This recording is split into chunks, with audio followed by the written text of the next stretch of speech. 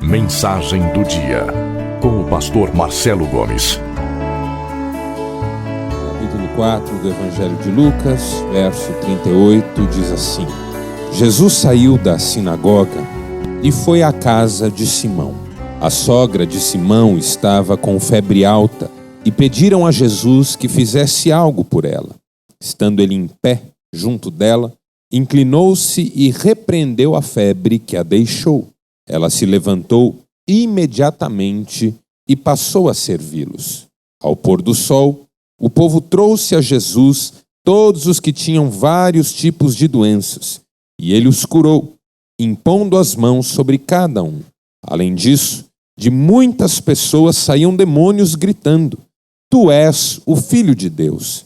Ele, porém, os repreendia e não permitia que falassem, porque sabiam que ele era o Cristo. Ao romper do dia, Jesus foi para um lugar solitário. As multidões o procuravam e, quando chegaram até onde ele estava, insistiram que não as deixasse. Mas ele disse: É necessário que eu pregue as boas novas do reino de Deus noutras cidades também, porque para isso fui enviado. E continuava pregando nas sinagogas da Judéia. Louvado seja Deus pela sua palavra. Já bastante cedo, na tradição cristã, os teólogos da igreja fizeram uma distinção entre o que eles chamaram em latim de fides qua creditur, que significa literalmente fé que crê, e fides quae creditur, que significa literalmente fé em que se crê. A primeira seria instrumental, o ato de acreditar, a disposição do coração para assumir como verdade aquilo que diz respeito a Deus, a existência de Deus, o poder de Deus, a participação direta de Deus na nossa vida. Essa fé está descrita, por exemplo, na carta aos Hebreus, capítulo 11, primeiro verso, quando o autor diz que a fé é a certeza das coisas que se esperam e a firme convicção dos fatos que nós não vemos.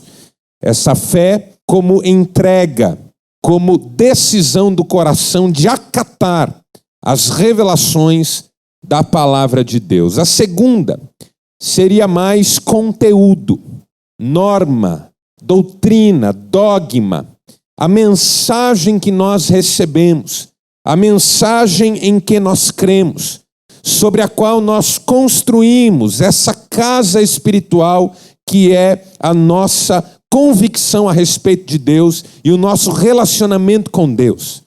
A fé como conteúdo está descrita, por exemplo, na carta de Judas, no primeiro capítulo, verso 3, quando ele diz: Eu estava absolutamente decidido a escrever-vos a respeito da fé, uma vez por todas entregue aos santos. Fé como evangelho, fé como proclamação, fé como esse conjunto de verdades. A primeira fé é a fé que nos capacita a receber e dar crédito. A segunda fé é exatamente o conteúdo que nós recebemos e no qual nós damos crédito. O problema é que, com o passar dos anos e do tempo, a igreja acabou dividindo esses dois aspectos da fé e fazendo, vez ou outra, uma opção preferencial por um deles. Por exemplo, a igreja que eu vou chamar aqui arbitrariamente de igreja institucional fez uma opção evidente pela fé como conteúdo, mensagem, doutrina, dogma, mas acabou confinando essa fé ao campo da teoria, da religião. Pouca participação essa fé teve na vida comum. Pessoas muito capazes, muito aptas de verbalizar os conteúdos da sua fé, mas que não conseguiam transpirar esses conteúdos, que não conseguiam revelar esses conteúdos na vida comum. Jesus acusou, por exemplo, os fariseus dessa capacidade, quando disse: Esse povo me honra com os lábios, mas o seu coração está longe de mim. Gente que tem os ensinamentos da Bíblia na mente, conhece inúmeros versículos de cor, pode responder perguntas até difíceis, mas cujo coração nunca se rendeu, que não tem vida de oração, que tem a fé como esquema, mas não como intimidade. A igreja que eu vou chamar aqui arbitrariamente de carismática, por outro lado, foi para o extremo oposto e focalizou apenas o poder de Deus, os milagres, as coisas que Deus pode realizar. Essa fé acabou se transformando numa fé na fé, como Charles Spurgeon denunciou no seu livro Tudo pela Graça. As pessoas acabam crendo na sua capacidade de crer, esteja esta fé correta ou não. Como quando eu fui pregar numa igreja em outra cidade, e ao final do culto o pastor insistiu que eu fosse à porta para cumprimentar as pessoas. E de repente uma senhora veio, pegou a minha mão, disse: pastor, eu tenho muita fé. Eu disse: que bom, minha irmã, graças a Deus por isso. Ela disse: eu tenho muita fé, pastor. Para você ter uma ideia, tinha uma vizinha que estava me perturbando. Eu orei a Deus, ela está com câncer. E eu que não queria levar aquilo para frente de jeito nenhum. Falei: a senhora já contou esse testemunho para o seu pastor? Ela disse: ainda não. Falei: pois conte, ele vai amar isso. Depois ele resolva o que ele quiser resolver com essa digníssima futura moradora do inferno. Essa fé que crê não importa no quê, desde que dê certo, desde que aconteça, sem compromissos com a verdade. É o outro extremo. A fé de quem faz muita oração, mas não lê a palavra. De quem participa de campanha, de cultos, de iniciativas, mas que não tem o coração e o caráter tratados. O desafio é encontrar o equilíbrio. O desafio é viver nessas duas dinâmicas da fé. Teoria e prática. Confissão e experiência. Doutrina e devocional. O Deus que ensina e o Deus que faz proezas, como nós cantamos hoje aqui. Porque a fé vem pelo ouvir, e o ouvir da palavra de Deus. Essas verdades andam juntas. E sempre andaram juntas no ministério de Jesus. Jesus conseguiu conciliar sinagoga e casa, templo e rua, lugar específico de adoração e lugar que até então não parecia ser apropriado para adoração. A mulher perguntou para Jesus diante do poço. Ela era samaritana, você conhece a história. Onde devemos adorar? Nossos pais dizem que é no monte, os seus pais dizem que é em Jerusalém. Qual é a resposta certa? E Jesus disse: mulher, a hora vem e já chegou, em que os verdadeiros adoradores adorarão o Pai em espírito e em verdade. Espírito e verdade. Coração e aprendizado. Intercessão e conhecimento de Deus. Casa e sinagoga. Jesus saiu da sinagoga e foi para casa. É como começa o nosso texto. Da sinagoga para casa. E na sinagoga, o ensino dele tinha sido profundo. Jesus na sinagoga tinha aberto o rolo do livro de Isaías, no que hoje nós conhecemos como capítulo 61. E leu para aquelas pessoas: o Espírito do Senhor está sobre mim, pelo que me ungiu a pregar aos cativos, libertar os oprimidos, dar vista aos cegos, anunciar o ano aceitável do Senhor. E não foi à toa que Jesus, depois de ter lido essa última frase, fechou o rolo. Porque o texto continuaria dizendo o dia da vingança do nosso Deus, que era a mensagem que os judeus mais gostavam de ouvir. Era a expectativa que eles mais alimentavam no coração. Quando Deus finalmente puniria os culpados e restituiria o reino de Israel. Mas não era isso que Jesus queria que eles ouvissem naquele dia, naquela sinagoga. Queria que eles ouvissem sobre a chegada do reino, sobre o amor de Deus, sobre a graça de um Deus que alcança a todos, sobre os propósitos eternos de Deus para todas as pessoas. Jesus olhou para eles e disse: hoje se cumpriu esta profecia que vocês acabam de ouvir. Só que vocês não crerão. Vocês são do tipo: queremos defender a verdade, mas não queremos ter relacionamento com Deus. Vocês são do tipo: vamos preservar a instituição e não vamos deixar que nada que não seja a burocracia da nossa religiosidade vá para frente. E vocês vão olhar para mim e dizer: médico, cura-te a ti mesmo. Porque vocês sempre foram assim como seus pais. matando profetas e fechando o coração para Deus. As pessoas ficaram irritadíssimas com Jesus. Seu ensino era muito contundente. Algumas quiseram matá-lo, mas ele foi embora.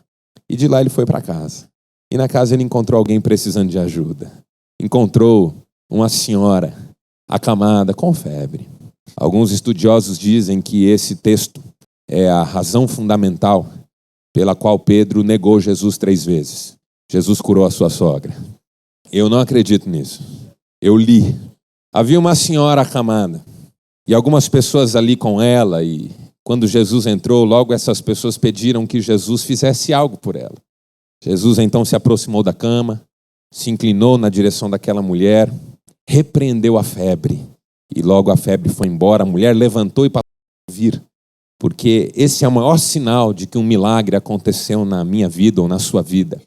O serviço se torna o nosso prazer. Honrar a Deus, servir as pessoas, se torna uma motivação interior muito forte, que a gente não consegue estancar. E aí a fama de Jesus correu pela cidade, e logo as multidões começaram a trazer os seus enfermos, para que Jesus curasse os enfermos. E ele curava, diz a Bíblia, toda sorte de doenças, impondo as mãos sobre as pessoas. Até alguns demônios saíam das pessoas gritando: tu és o Filho de Deus. Mas Jesus repreendia esses demônios, mandando que se calassem. Seu ministério não precisava do atestado dos demônios. Seu ministério não precisava ser confirmado pela palavra dos demônios. Seu ministério ganharia contornos de verdade no coração das pessoas pelo poder do Espírito Santo. Fiquem quietos, não preciso da ajuda de vocês. A minha palavra entrará no coração das pessoas porque o Espírito falará com elas. E elas saberão que eu sou quem eu estou dizendo ser. Jesus curou os enfermos, libertou os cativos e quando chegou o fim do dia, retirou-se para um lugar solitário. Talvez para orar, certamente para orar. E aí as multidões foram atrás dele, pedindo-lhe que ficasse, que não fosse embora, que não as abandonasse. Era muito bom para as multidões tê-lo por ali. As multidões ficaram encantadas com o seu poder de resolver problemas. Mas ele disse: não posso ficar com vocês. Eu ainda preciso pregar em muitas cidades, ensinar essa verdade, porque não é só o poder, é a mensagem. É a mensagem e o poder. Tem que andar juntos. Vocês erram não conhecendo as Escrituras e nem o poder de Deus. Tem que andar junto. Então eu ainda tenho que pregar e ensinar e fazer milagres em outros lugares. Não posso ficar com vocês. E o texto termina dizendo que ele pregava em toda a Judéia. Tem 3 lições aqui sobre essa fé plena, completa, que eu gostaria de compartilhar com você. Primeira, essa fé é uma fé que sabe que pode recorrer a Jesus em todos os momentos. E é o que acontece na casa da sogra de Pedro. As pessoas que ali estavam perceberam que podiam recorrer a Jesus. A mulher estava com febre. Febre é interessante porque febre não é a doença em si, mas é um sintoma de algo que está errado. Aquelas pessoas provavelmente não sabiam que estava errado. Podia ser uma doença simples, podia ser uma doença grave. Elas certamente não tinham os mecanismos para mensurar a gravidade do problema da sogra de Pedro. Mas a lição linda que nós temos aqui é que não importa a gravidade do problema. Não importa quão difícil você acha que é a sua circunstância. Importa que hoje, se você crê, você pode recorrer a Jesus e Ele está com seus ouvidos atentos para ouvir. Ele está com as suas mãos estendidas para salvar. Ele está acessível para aqueles que reconhecem que Ele tem poder para salvar, como nós cantamos hoje aqui. Se Jesus é acessível, a grande marca da nossa fé tem que ser a oração. E é uma das marcas que nós precisamos resgatar nos nossos dias. Temos que reconhecer que oramos pouco e com poucas convicções. Há um tempo eu estava fazendo um estudo sobre a oração e a pergunta que motivava o meu pensamento e a minha busca era a seguinte: quanto tempo a gente deve orar diariamente? Por quanto tempo você deve interceder, clamar, buscar a Deus em oração no seu quarto, na sua casa, no seu dia a dia? E aí eu me lembrei de um texto constrangedor, que a mim me constrange. Quando Jesus estava no Getsêmani e convidou os seus discípulos para orarem com ele. Ele foi para um lugar mais afastado a fim de orar, e quando ele voltou, os discípulos estavam dormindo. E ele os acordou e os censurou, dizendo: nem uma hora vocês puderam vigiar comigo. Essa frase, nem uma hora, me incomoda. Porque nem uma hora na boca de Jesus sinaliza o mínimo. Como quando você pede para o seu filho ficar quieto. Ele não fica, você diz: filho, mas nem 5 minutos você consegue ficar parado? Vamos imaginar que tem uma criança assim aqui no nosso meio. Irrequieta. Nem 5 minutos, fica quieta. Filho, só 5 minutos eu pedi, nem isso. A expressão de Jesus aponta na direção desse mínimo. Nem uma hora vocês puderam orar comigo, nem isso, que é o mínimo. E isso me trouxe algumas reflexões. Só que aí eu lembrei também que o próprio Jesus fez orações muito rápidas. Como diante do túmulo de Lázaro, por exemplo. Onde com uma frase a sua oração estava feita. A oração que ele ensinou aos seus discípulos, curta, objetiva, sem grandes desdobramentos ou elaborações. Tudo que é preciso ser dito em poucas palavras. A oração que ele fez, que nós conhecemos como oração sacerdotal, já é uma oração mais longa. E à medida em que eu fui colhendo essas experiências de oração na Bíblia, eu fui percebendo o seguinte: o Espírito falou comigo forte naquele dia. Quanto tempo, eu estava perguntando, eu devo orar? E a resposta foi: você deve orar até que o seu coração esteja apaziguado e a sua convicção da minha soberania esteja tão forte que nenhuma circunstância seja capaz de abalar você.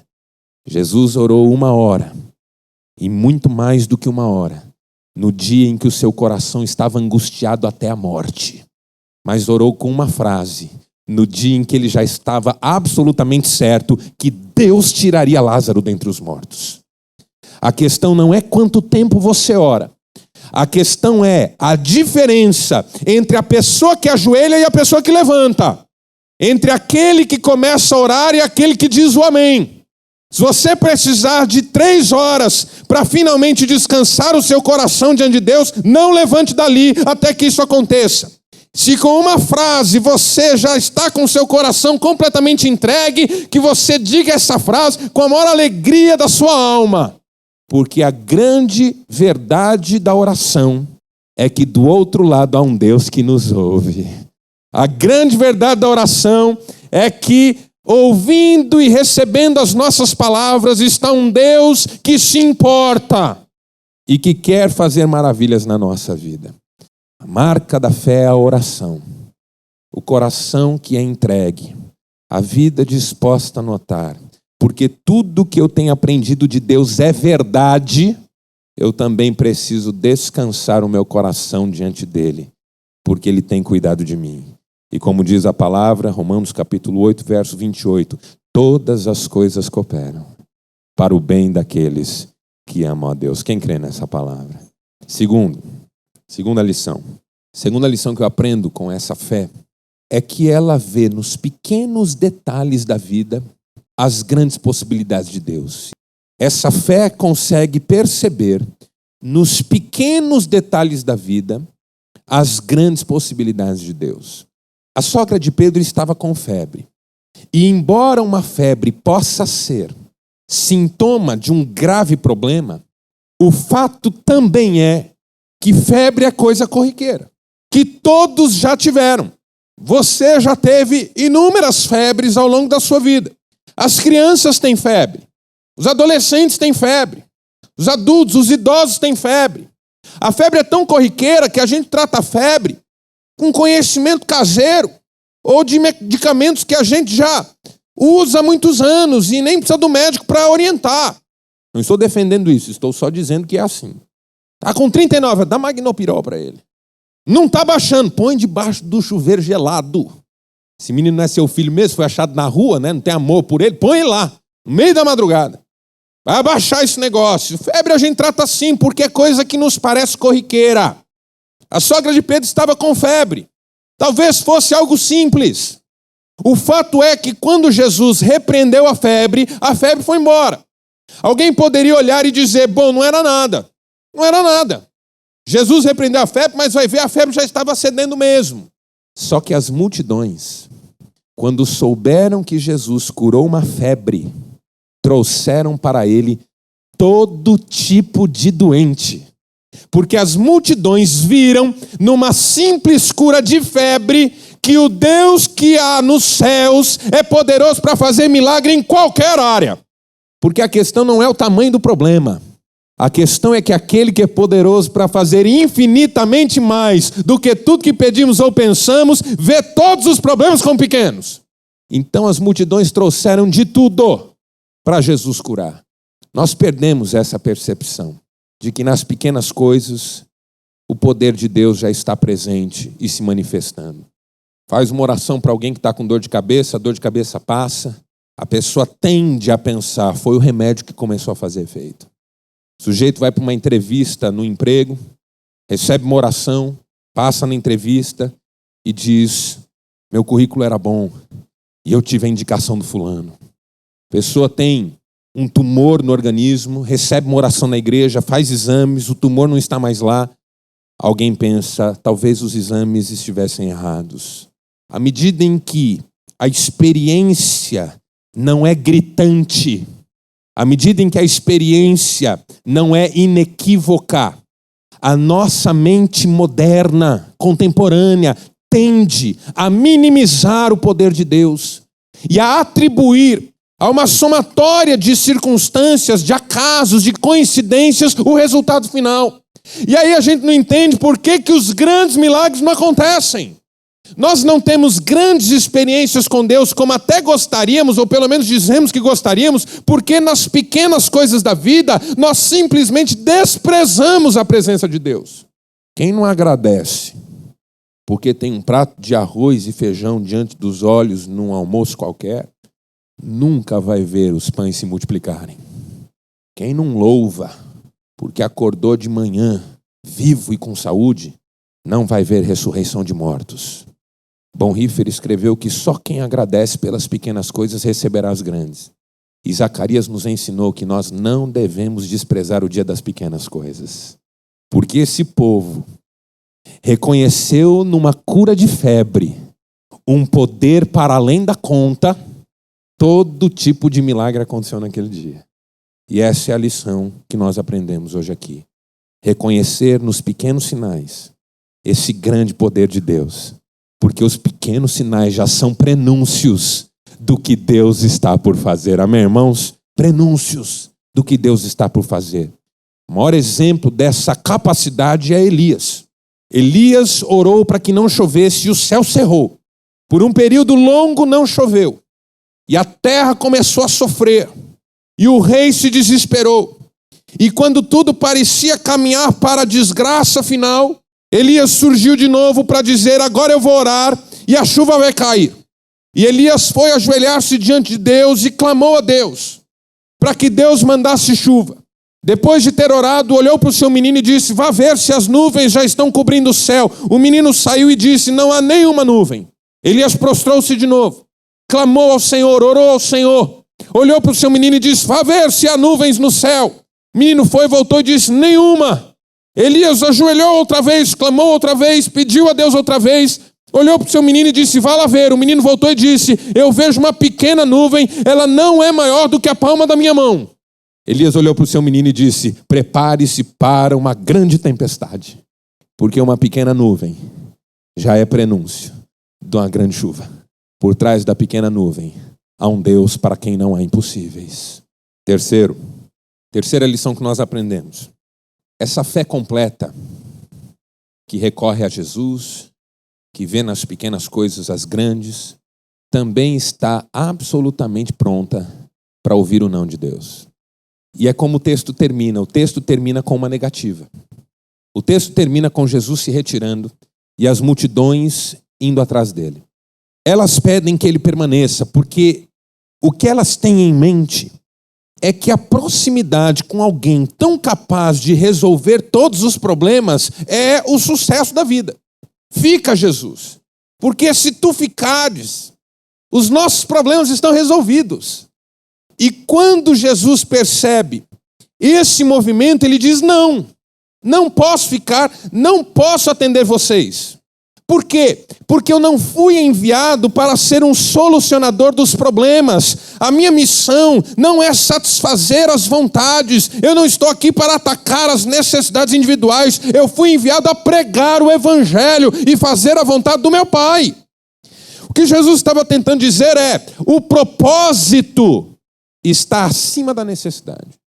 A razão de ser está acima do objeto do querer. Aquilo que Deus intenciona é muito mais importante do que aquilo que você deseja. Fazer com que os seus planos se cumpram é muito maior do que responder orações pontuais. Então veja o paradoxo que Jesus cria no coração daquelas pessoas. De um lado, elas têm que crer, buscar, pedir, bater, insistir, apresentarem-se diante de Deus, pôr as suas necessidades no altar, e de outro, submeter-se à soberania. Aceitar a resposta, seja ela positiva ou negativa. Render-se à majestade. Essa é a fé completa. Ela tem os dois lados. Ela ajuda a evitar um perigo, que é, de um lado, aqueles que acham que Deus se tornou obrigado a atender os seus caprichos, e de outro, aqueles que, alegando confiar na soberania, já não buscam mais a Deus, porque o que Ele quiser vai acontecer e fica por isso mesmo. São dois extremos que também são perigosos. Da minha parte, eu quero buscar a Deus, crer, insistir, aprender a lição da viúva que Jesus ensinou. Ela batia todos os dias na porta do juiz iníquo e dizia: julga a minha causa. Mas o juiz não fazia questão dela. Ela continuava insistindo até que o juiz disse: está certo que eu sou iníquo e não temo a Deus, mas essa mulher vem insistindo comigo, vou atendê-la. E aí Jesus arremata: se um juiz iníquo atendeu uma viúva porque ela insistiu com ele, quanto mais o Pai Celeste, que é bom, vai atender sem demora aqueles que o buscarem de todo o coração. Então, da minha parte, eu quero insistir com Deus, buscar a Deus, clamar a Deus, colocar as minhas ansiedades, problemas, dificuldades diante do altar. E de outro lado, me alegrar com o que acontecer comigo. Celebrar o que Deus me der no dia. Saber que Ele está no controle de todas as coisas. E que cada não que Ele me diz é um sim lá na frente para coisas ainda maiores que hoje eu não posso nem imaginar. Que seja assim na sua vida, em nome de Jesus. Feche seus olhos, nós vamos orar. Deus amado, Pai Celeste, nós louvamos o Teu nome nesta hora, porque o Senhor falou ao nosso coração.